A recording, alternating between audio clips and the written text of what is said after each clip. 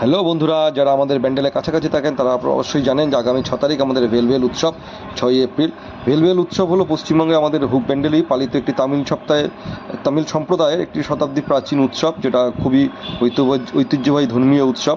প্রতি বছর এপ্রিলের প্রথম সপ্তাহে মানে চৈত্র সংক্রান্তির আগে এটা অনুষ্ঠিত হয়। মূলত এটা তামিল যুদ্ধ দেবতা মুরগান মানে কার্তিক আমরা যাকে বলি, এবং দেবী মুথু মারিয়াম্মা যেটা আমরা শীতলা মাতা যাকে বলি, তার উদ্দেশ্যে এই পুজোটা অনুষ্ঠিত হয়।